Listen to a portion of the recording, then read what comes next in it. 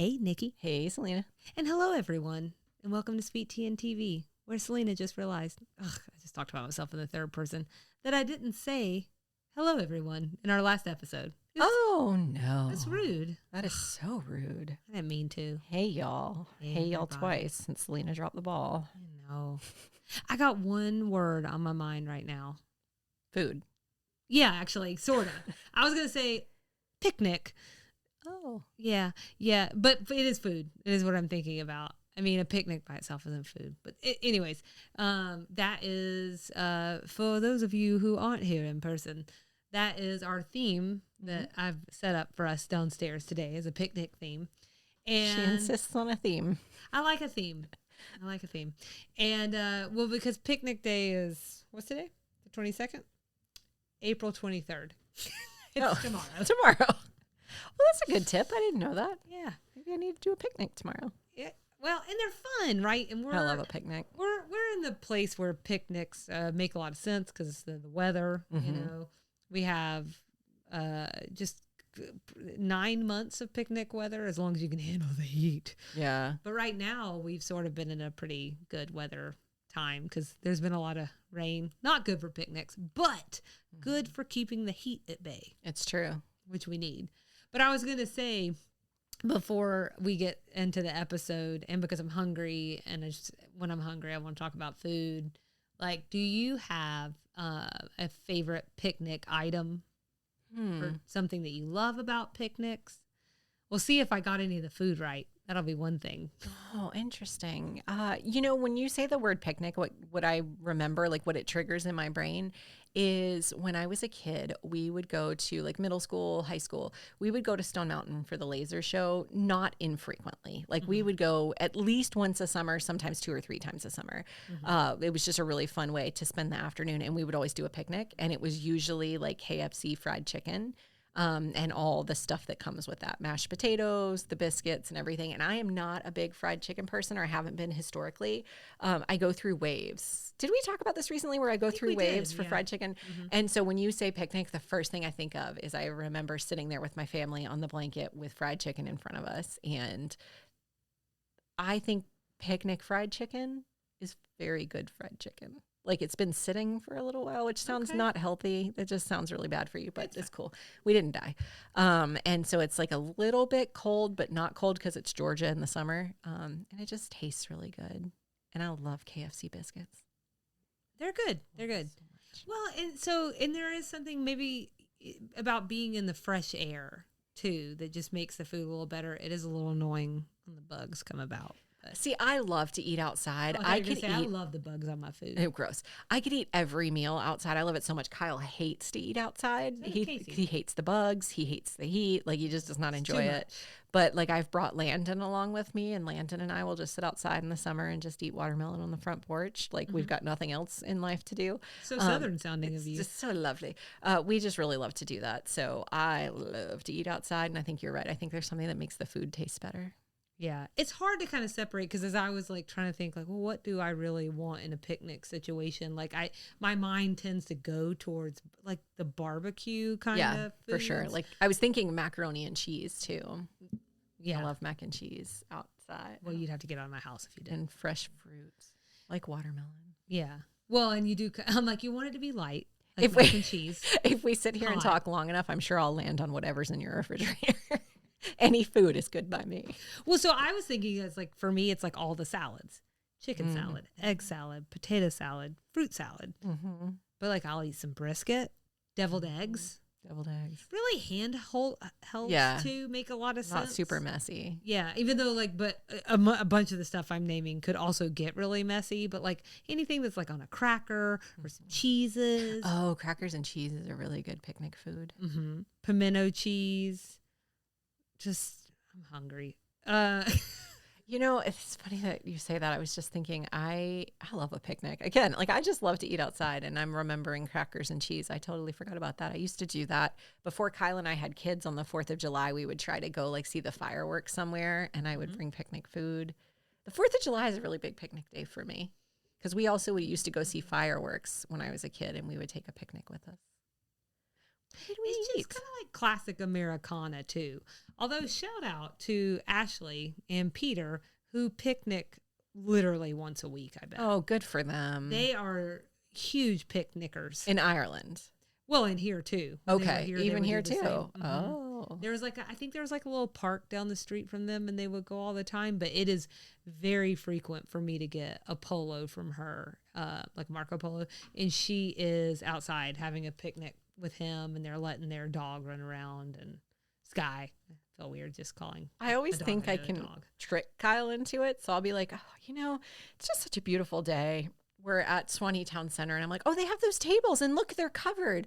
What if we just, what if we just went across the street and grabbed a pizza and brought it back? And he's like, or we could just go sit in the restaurant. And I'm like, oh yeah, we could do that too. I think that might be because I don't think of I feel weird talking about I'm like, here's my thoughts on Peter. But when I think about like Southern men, they are often, and Southerners, okay, like, we have high heat and we have AC. And in Europe, there is no AC. And I just feel like maybe they're not, like, the culture isn't to just run inside to the air conditioning, Yeah. So I feel like there's more comfort with being outside. It's like more built into their growing up experience. Right. Whereas here, like, it's hot and you're like, screw this, and you go inside. That's true. That's true. It still is kind of crazy to me to realize that like my sister lived in Massachusetts for a while and the places she lived didn't have air conditioning. Sure. I didn't even know that was a possibility. Like I just thought we all had air Francisco. conditioning. It's crazy to me. I had no idea.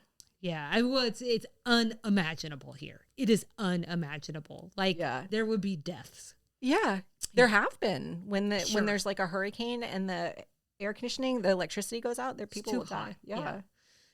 All right. Well, my other favorite thing about picnics, just real quickly to say, is the aesthetics of it all. Like, it sort of evokes this imagery of like spring and like gingham and like, I don't know, it's just nice. I love a wicker picnic basket. Good.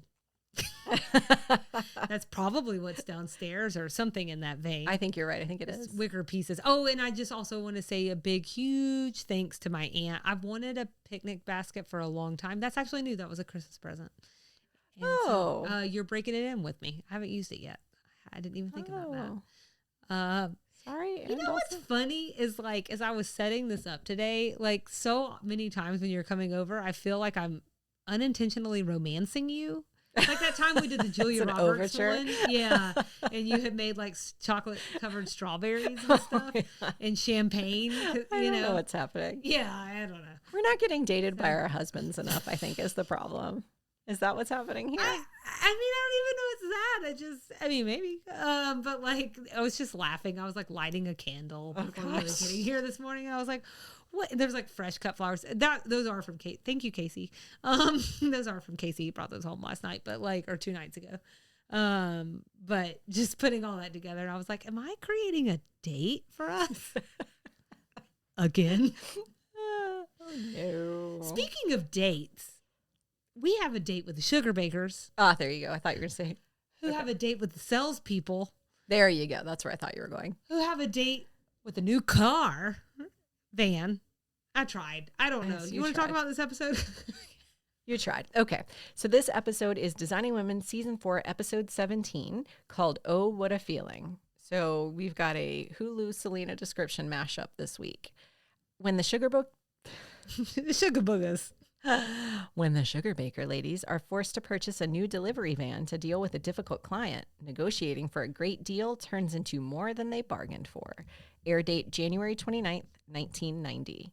We're calling this one A Whiff of Desperation. Is written by Paul Clay. This is the first of 4 episodes he'll write. IMDb says he wrote on 2 other LBT shows, Evening Shade and Hearts of Fire, and he wrote for the Arsenio Hall show. And this episode was directed by David Traynor. So we have some trivia, possibly some tea. Paul Clay was married to Pam Norris from June 25th, 1989 to March 12th, 2010. They have 2 children. We've also hit a trivia point we first talked about all the way back in season 1. The actor who plays car salesperson Stan also played Charlene's manager Galen King in episode 17, Nashville Bound. So, general reaction, stray observations. What you got, Selena? It's just another one where we've talked a lot about how Mary Jo has grown over the course of the series. And I think this is one where, it was a really interesting way to put that on display, like her, like a show of strength, if you will. What did he call her? The big gun or something? The big guns. Yeah. I love that. What about you? I thought this was kind of a genius storyline.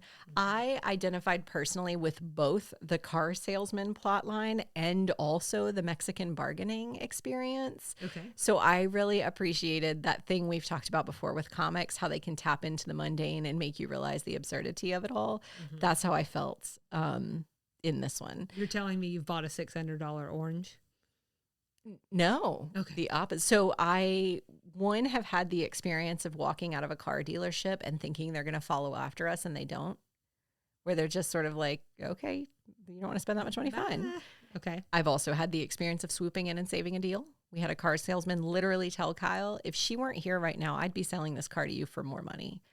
But she's giving me this look like tactic. She's going to let you leave, and I don't want you to leave. I want you to buy this car. So can we make her happy? I loved that. And then in Mexico, I had heard you're supposed to bargain. So I was trying to buy Kyle a sombrero, and they told me it was $20. And I was like, I only have $5. And he was like, $5 it is. And I handed him a $20 bill. And it didn't occur to me how ironic that whole situation was. My stepdad goes, you can't tell someone you only have $5 and then hand him a 20. And I said, to be fair, I told him I had $5 to spend on that. I had $20 total, but only $5 of it was going to go toward a sombrero. To be fair of your story of how you make yourself right. To be fair, yes.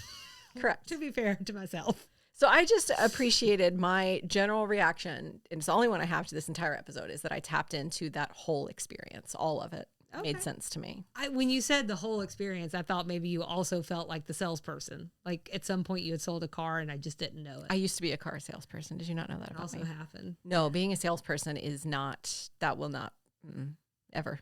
No, I feel bad with the tactics you have to employ to sell things to people. It would terrify me. But Casey sold cars for a while before he was in finance, and one of my best friends, patron of the show, Alyssa, also sells cars. And she wouldn't do it for years because she thought it would be just so scary. But I do think certain personalities are really good for it. And it does need to be like, I think to be a little bit more successful, down to earth, charming, not like, because there is sort of this stereotype of like this guy, this guy right here. Like, I've worked with realtors before and car salespeople before. Like, I appreciate if they're just really honest with me. I have Julia's approach to buying a car, which is like, I have a certain amount of money I want to spend. Yeah.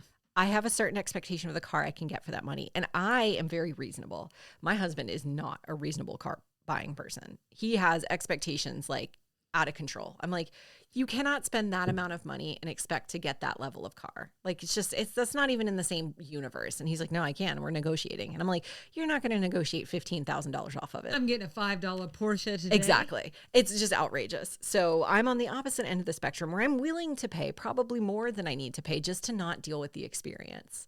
And I just don't want to deal with it. And I just leave me alone. I think that's right. So like, I really felt Mary Jo on this one. I mean, just because this idea that like, well, I have been in that situation before. I was with my aunt. I didn't know she was going to do she was like helping me buy my first car. Had no idea she was going to pull the like walk away thing. And we walked away. I like almost started to cry because I was like, no, I really want this car. Wanted it. Yeah. We were out in the parking lot. She was like, shut up, idiot. Like, it's not exactly what she said. It was probably pretty close though. And then they came and I was like, this is like dating. Like I did it. This is why I didn't do it. This is like, I don't want to play games. Like, I don't like the games. No, just what are you? Can we just like not? I'm not playing a game when I walk out. Like, I really just want to walk out. Like, if you've made it that complicated to the point where I don't want to do business with you, I'm happy to just walk out. I'm not trying to play a game. It's not a tactic for me. Yeah. It is a self-preservation method at that point. I am trying to save my sanity. And I've been on, Kyle thinks it is a tactic to get a car. So we've been in the experience where we tried to walk out and the guy was just like, have a good night. And he was like, we got like halfway down the road. And he's like, I really thought he was coming after us. I really thought that man was going to come back for us. Wah, wah. It's a real hit to your self-esteem too. Like you want to be Yeah. wanted. They don't want you. That is rough. That is rough, my friend. Well, I only really have one more general reaction, which is like this really was like I like this episode, but it was very bottlenecky in so many senses of the word, especially that they're trapped in this dealership Right. for a large part of the episode. But I did think it was really smart because I think this is a scenario for the very things that you and I are talking about right here. It's something that people can identify with. It's something they can relate to. And so for that reason, I think it's a crowd pleaser, if you will. So that was one of the things that I was thinking. And then I was also like thinking about this guy's sales techniques, speaking of those. And so if I had been in there, the second he started talking about like all this other stuff, like trying to make people comfortable, like, let me show you my kids. Let me show you my, or he wanted to be my friend, that would have automatically, like, that's a red flag on the play for me. I also wanted to say, too, that I don't often talk about the cut lines, but for me in this episode, I thought that this was really significant. When Anthony gets to the dealership and they're conferencing in the ladies' room about what to do, Julia underscores what we've been seeing, and that's that Stan isn't really nice. So I thought that was like a bad cut to make, honestly, because we learned through those cut lines that he is more patronizing even than it lets on, and because they're women. So, I think, and they're like in there, like formulating the plan. I guess you didn't really need to know the plan part, but I thought like painting that picture of just like the kind of person he is, like I needed a little bit more because he could have really just been a nice guy. And I thought it was a little less clear without those lines in there. Yeah, through most of what they were showing, I didn't take away patronizing. What I took away was just like slimy, like trying to tap into, like trying to be your friend. And for me, that, like you said, is an immediate turnoff, but not trying to be my friend because I'm a woman. Like, you just trying to be my friend. He's trying to make a sale. Yeah. So, what about stray observations? So this one, it could have fit in Southern references, but I think it's more important to say it here. So we like to give the show credit. In this case, I guess it would be Paul Clay we're giving credit for knowing Atlanta like they've lived here. They typically pull some deep cuts. We're like, dang. So in this one, he talked about 285 in Charlene's comments at the top of the episode, but he called it the 285. So it was a little bit of we don't call it the, so it was a little bit of a misfire for me. Of course, then I found it on IMDb as a piece of trivia after I watched the episode, but I want credit for the fact that I got it in the first place. About the 285? The 285. Like immediately I heard it and I was like, nobody calls it the 285. You just call it 285. No, I think, but don't they call it the 405 or whatever? Yeah. So I wonder if like some of that was like happening. I think that was in the IMDb trivia. They said like in California, they tend to call the highways we just don't call it that. Yeah. Around these parts, we just call it 285. That's right. I don't think we'd ever heard that Ted and Mary Jo lived in Mexico when he went to medical school. Was that new information? That felt like new information, but maybe I thought we had heard it in the first season. It didn't surprise me. I thought we had heard it in the first season. I knew they had like not like I remember her talking a lot about just how hard it was and everything, but I didn't remember a location. Huh. Well, now I'll have to look that back up. Oh, good. Let me know what you find out. It won't be now because you'll hear all my clicking. I also I guess I could have put this in Southern references, but I didn't. Miss Fricky sounds like a very specific type of real Southern woman, especially backseat driving with Anthony, placing a coffee order when he walks a mile and a half to the Waffle House for help after the van breaks down. Just like very like, oh, sugar, can you just go get me a coffee? And I'd like some 2 sweet and loaves in it. And I don't know. I could just see some people I grew up around. And I was like, yes, I know them. Oh, that's funny. She just sound like a mean woman to me. But that's funny. I don't even think it comes from a mean place for these individuals that I've known. I think it's more of like just a lack of like social awareness. Well, of course they'll want to do something for me. Of course they will. They're here. He's walking through the pouring rain. Why not tack on an errand? Is also the sweet and low that just made it very. I was like, okay. Julia telling Suzanne to stop popping her cleavage on Stan's desk to further negotiations. It only confuses him, and he keeps retelling a story about summer on the dairy farm. I just love that. I'm sorry, I skipped down to my likes. Anyways, it was still great no matter what. It's true. We got major rain fashion in this episode with the women each wearing a rain jacket to shop for cars, and their jackets matched their outfits.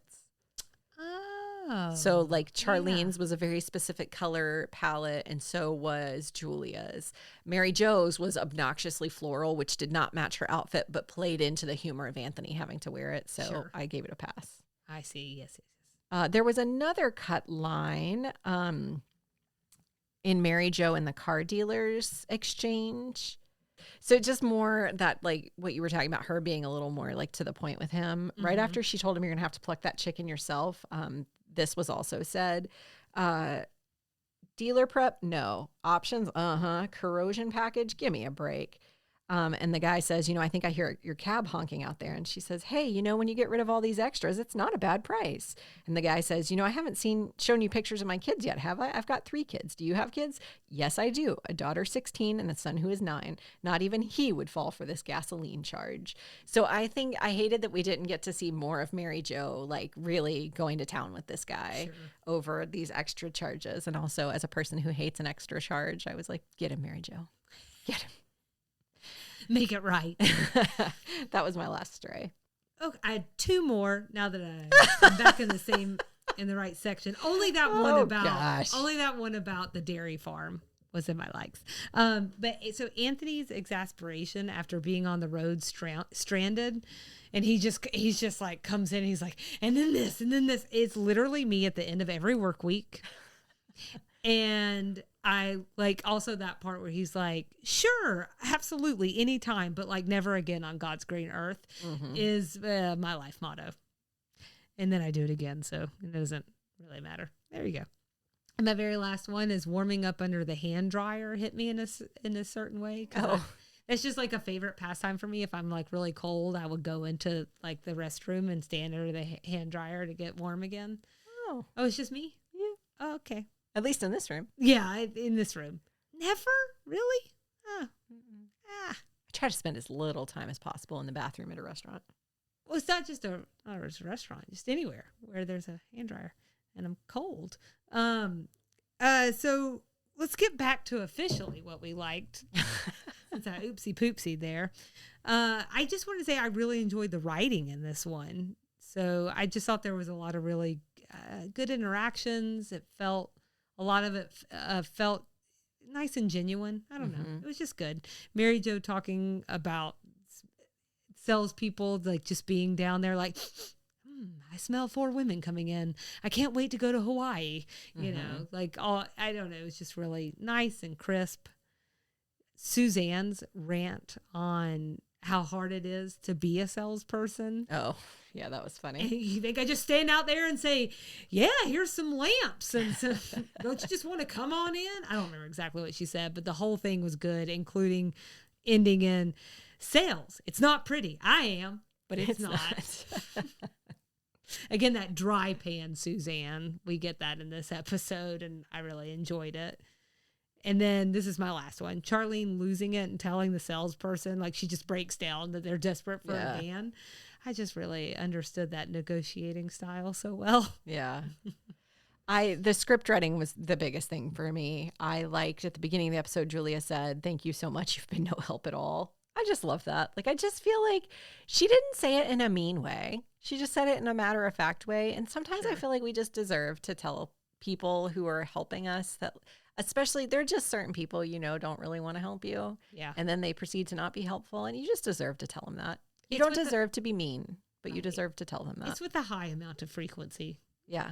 As someone who will follow you to the ends of the earth to get my money back. I liked when somebody said, just let her start her life anew on the side of that highway. Like you said, it was just, everything felt really natural. I thought that was such a funny, like, just let her be there. She'll be okay. And then my last one that I really liked was when Mary Jo said, even in Guadalajara, they don't have the nerve to charge a processing fee. Again, as a person who hates a processing fee, I love that so much. Yeah, good for her. Yeah, she had some zingers. What about things that we didn't like? I didn't have anything. Again, it's not because it was such a like amazing like Oscar worthy or Emmy worthy episode. Just I didn't have anything I didn't like. It was just an entertaining 1990 sitcom. And sometimes that's an okay place to be. This is one I mentioned in our last episode that like in this run of episodes, there were some times where it just had a little bit more of that play feel to me where like, oh, now we're going to try. All the women go down there. Then Anthony goes down there. Then they all try again. Then Mary Jo comes in, like where it just kind of felt like. But this is very nitpicky. I enjoyed it. It was a good time. So with that in mind, do you want to rate this sucker? Yes, my scale is back end workers. That was in Suzanne's. I'm a front end person. You are back end people. That was really funny. I gave this episode a 4.5. I thought it was a really good episode. I thought it was relatable. I thought it was funny. I really thought it was redeeming at the end, which I appreciate. I love letting Mary Jo kind of swoop in and save the day.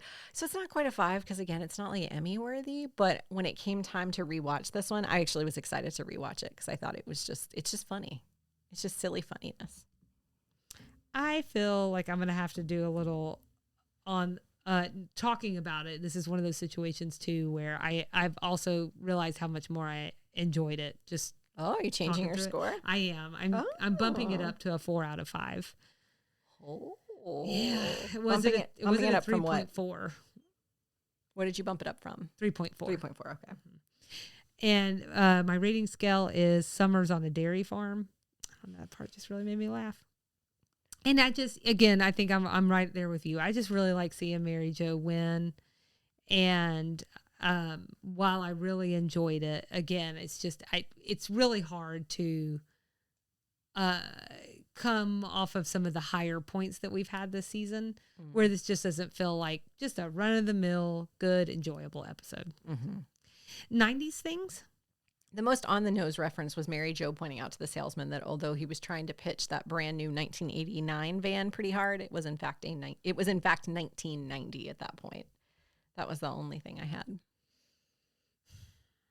There were just some ideas in the beginning, like the whole setup for this episode. I just can't even imagine it happening in Atlanta today. Not that it wouldn't happen anywhere. If you're in a rural area, absolutely this would be the case. But this idea that like in the entire metro city of Atlanta, they couldn't find a van rental is almost like unbelievable to me, unless we were really having some kind of a crisis, which does actually sound, I don't know, maybe it's exactly sounds pretty what would believable. happen. Right. Take the pandemic supply chain issue. Right. But like, or this idea that they couldn't get a cab for hours because of the rain, like the cab aspect of it. But it's so easy to get like Uber or Lyft wherever you are. It's just hard to believe. Like I could call here and there's at least a few running around in Gwinnett. So, and then a checkbook was another one that was up there for me. I also had Donald Trump's The Art of the Deal here, but I'm quickly looking because I'm not sure that it actually published in the 90s. Yeah, published in the 80s. So that's my bad. That's an 80s thing. So nothing.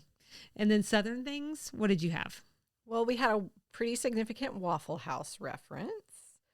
The car dealer was from Dallas and went to Georgia Tech. You just mentioned this. I put Sweet and Low in Southern things, not because I necessarily know that it was Southern. I probably should have Googled that and I didn't. But my grandma used to have that. We used to just dump it on our cereal, our rice checks before church on Sunday morning. It just feels Southern, right? Sweet and Low is the preferred sweetener of grandma's. Yeah, I think so. When Splenda came along, they were like, no thanks. I'll keep on with the pink stuff. That's right. And then the car dealer offered Mary Jo a Coke when she sat down. Okay. Well, you talked a little bit about 285. I'm just going to say that also in the show notes, my contribution is like a lot of things have happened on 285. It's a fascinating place. And my favorite 285 story, which I may have talked about here before and I just can't remember, but this time you can go look at the story if you want, is the baseball player who missed a start in 1982 because he was circling 285 looking for the stadium, ran out of gas. Pascal Perez. Okay, Kyle told me this story actually last baseball season. And they started calling him Perimeter Pascal and Wrong Way Perez. Bless his heart, though. He had just gotten his driver's license. So I feel kind of bad for him. But also, like, 285, it sucks. I was just telling you this last week that 285 confuses me because if you're in certain parts of town, it's 285 north and 285 south. If you're in other parts of town, it's 285 east and 285 west because it is just a big circle. But that requires you to know where you are in proximity to the city. And if you don't know where you are, that doesn't really help you. And then you don't know if west is actually, it's just very confusing. And you're dealing with the personality of drivers, right? So you have some people that they get over 8 miles in advance and they will just sit there in that lane just waiting to get there. And then you have, and I'm putting myself in that category just to be clear. And then you have the people who at the very last minute like zoom over, and because 285 is confusing, those two personalities together are terrible. And then just a normal driver that's just trying to get over in a reasonable amount of time is kind of screwed. And there is a stereotype, which I believe is actually true, that some people, like the majority of people who drive on 285, believe that it's named that because that is the speed limit. And they drive 285 miles an hour. And to your point, then they're whipping and weaving all across. I hate driving on 285. Anytime we have somewhere to go, and if you want to go see the Braves play, now you have to go on 285. And it really cheeses me off because that is a terrible highway. It is a terrible stretch of road. I don't imagine any time in this lifetime that I'll be driving to that stadium. When I'll be a passenger. Got my driver's license, I think we've talked about this, I think, before on here. I failed in Gwinnett County. So someone told me if you drive up to like somewhere north of Marietta, maybe like Kennesaw or something, if you drive up there, the people there are really nice. Go up there to get. My stepdad made me drive on the way there, and we had to take 285. And for an unlicensed driver, 285 is a death sentence. You should not do it. It's scary. It's terrifying. It is really, really scary. That was a terrible experience. I'll never do it again. I am not going to let you blow past Waffle House. How dare you? I think I'm scarred now. I'm afraid I won't say all the right things. No. But you can't blow past it because it's like, it's a Georgia thing. In fact, I'm like really surprised it's taken them this long to reference it because it's such a Georgia thing. And knowing that I know we've gotten like Denny's references. I'm like, we're not Waffle House. But anyways, the first one, for those people who do not know the glory that is Waffle House, the first one opened up here in Georgia, Avondale Estates, 1955. We'll link to fun nuggets in our show notes. We're not going to talk about the history and all that. I just wanted to ask, do you have a go-to order there? At Waffle House? Yes. I think I usually get the, well, now I can't remember what the combo is called. Is it an all-star? Yes. Okay. The all-star. Okay. Thank you. I'll help you. It's all right. I was looking at the menu last night. For some reason, Chick-fil-A is in my mind right now. And then I am simultaneously processing something I did several seasons ago about like fast food or like, so it's all going through my head at the same time. But yes, at Waffle House. And I, for a very long time, didn't order my hash browns any sort of way. Like the scattered, smothered, covered felt somehow too like insider's baseball to me. But Kyle introduced me to it. So I just like want everything on the hash browns. I'm having 10 thoughts right now. I know. So the first one is, that was your first Nikki's Nibbles, okay? Yeah. And that was season 1, episode 2. That's been a together. long time ago. I recently looked it up because I was trying to make sure when I did my fast food segment that I wasn't stepping on yours because that would not be great. But it, like you said, it's been a long time. So I have a pretty good memory, and even that is getting into the territory of, so I was a patty melt person. That was always my go-to order, like as a kid. Interesting choice. Have you ever had a patty melt at a waffle place? Have you ever had a patty melt there? It's just an interesting choice at a waffle place. I didn't have a waffle there until I was like 25. That is wild. Yeah, I never went there for waffles. In fact, most people I know don't really get the hash browns. I feel like are the more classic choice at Waffle House. I will say today, let me be very clear. My mom would always get a pecan waffle, so I would like take a bite, and I was like, it's fine. It's fine. But now I love them. They're waffles. The plain waffles are very good. It's like cake. It's very, so if you like cake, you're gonna like these waffles. But as I kind of got older, I went strictly breakfast. I think that's where I struggle. It's really challenging for me to order anything other than breakfast at a traditionally breakfast place. Like Cracker Barrel to me is a very traditionally breakfast place to me in my context. Sure. So when I see the person next to me ordering like, I don't know, what do they have? Meatloaf? I'm like, really? Meatloaf here? Really? They have pancakes. Why are you getting meatloaf? It's just weird to me. So it's hard for me to process that. Cracker Barrel has a lot of different kind of food that's good, but also I struggle to only because not that I think it's weird. It's just that I'm always going to veer back to breakfast because I just can't let it go. I can't let go of biscuits. That's what it boils down to. We actually went to IHOP last weekend, very unexpectedly. We ended up there eating dinner, and everyone at our table ordered breakfast. Yeah, but they have tons of like actual food on the menu. But going to IHOP, it would the International House of Pancakes would never occur to me to order. I don't steak and eggs. Like steak and eggs is not a breakfast food to me. To me, I don't know. I just got pancakes. Yeah, I just like pancakes. I definitely consider steak and eggs a breakfast thing, but it's not a breakfast Steak. with cheese. Steak at breakfast. I can't. Yeah. Can't do You're it. a real hardliner. I'm a huge breakfast traditionalist. So, the other thing I was going to say, it's funny that you went ahead and went to the scattered, smothered, covered thing. You can get 8 different toppings on the hash browns, and so let me be clear. I haven't been to Waffle House in 3 years. It's like not a place I go frequently. I honestly don't. I wish their booths were a little more comfortable. And I wish it weren't so freaking cold in there. They do make them cold. It's intentional. They want you to eat more, and you eat more when you're cold. Smart. But yeah, it's miserable. Like my son said recently, my son is 5 and said recently, I want to go there, but isn't that place cold? And I was like, it's the coldest, man. It doesn't get colder than Waffle House. It's always cold. It does not matter what time of year you go. It is always cold. You got to feel a certain way for the short order cooks though too, because they're standing over like basically a grease pit. So I bet you that gets hot. But yeah, well, that's a tactic. So anyways, scattered, smothered, and covered is like traditionally what I would do too. So I thought it was funny that you said that. I think that is probably the most classic things. Smothered with onions, covered with cheese. I had a mini brain fart there. And then one day I got it all the way. Have you ever gotten your hash browns all the way?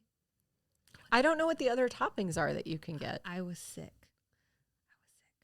I mean, it's mushrooms, peppers. Oh, chunked yeah. as ham. This is new. Chunked. When I was little, like I don't remember there being gravy or biscuits. Biscuits and gravy got added later to the menu, I think. And so now on top of all of this other stuff you can get, because you can also get chili on them, I think. You can also get gravy on them. And I'm curious. Like, because when I did the last time get all the way, their gravy wasn't an option. And so, I mean, I would take a bite. Although I'm just going to tell you, brace yourself. You will not feel very well afterwards. But it was delicious. So do you get cheese and gravy? That would be all the way? If it's all the way. I don't know if I like that. Cheese and gravy is the one that gets you, not the gravy and the chili. Oh, for sure. Yeah, sorry. Cheese is ingrained in my head, so chili hadn't quite made it there yet. Yeah. Yeah, something to think about. I don't know. And the cheese they do, for anybody who hasn't been there, it is literally a slice of like Kraft cheese just laid on top. They don't even try to melt it. Oh, I mean, like, I think it's like try to mix it in any sort of way or disguise it. They literally just put the slice of cheese on top. Mm-hmm. And I mean, I think there's a method to the madness with the American cheese, because it is like, it's not cheese and it just melts so easily because it's like, it's something. I guess Kraft won't be calling us anytime soon. That's okay. I mean, I didn't say I didn't like it. Oh no, I like it. I don't know what it's doing to your insides, but I like it. Okay, so yeah, I just had to cover it. I had to talk about it, Nikki. I had to talk a little bit about Waffle House. It's good. It belongs to us. It's ours, but we share it with a lot of the South. And like, yeah, it's like Chick-fil-A all over again. There's one in Times Square now, so we're sharing it with everybody. As we should. Export the good things. So references that we need to talk about. Do you have any? The only thing I had is like the whole thing that like sets this off is the reason they're desperate for real for the van. Like aside from getting Anthony back, but really it was because the client was going to get their like everything they had done for free, like all of the furniture, because of this deal that Suzanne had made, like this idea of a free job if the delivery wasn't there by midnight that night. And they mentioned that she got the idea from a pizza ad, and I'm pretty sure she's referring to Domino's, which was get your delivery in X amount of minutes or get it free. That was their huge push back in the day. I don't think they do that anymore. That's it. All right. Well, next episode, season 4, episode 18, Anthony and Vanessa. We'd love everyone to follow along with us and engage. Instagram and Facebook at Sweet Tea and TV.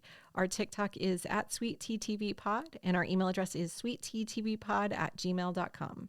Our website is www.sweetteatv.com, and you can find ways to support the show there, including through our Support Us page, and you can tell your family and friends about us or rate and review the podcast wherever you listen. And come back Thursday for Extra Sugar, where, inspired by that really nice bathroom at the car dealership, we're going to talk about the world's fanciest bathrooms. And how about some applause for Nikki, who has to rip off the hardest words to say back to back to back to back to back at the end of every episode. It's just a lot. It Good should for just you. be ingrained in my brain. Like, I should just be able to say it. I don't know what happened. I don't know. Thanks, Selena. Anyways, good job, Nikki. Thank you. And on that note, you know what that means. What does it mean, Selena? We'll see you in the bathroom. All right. Uh-oh. Bye.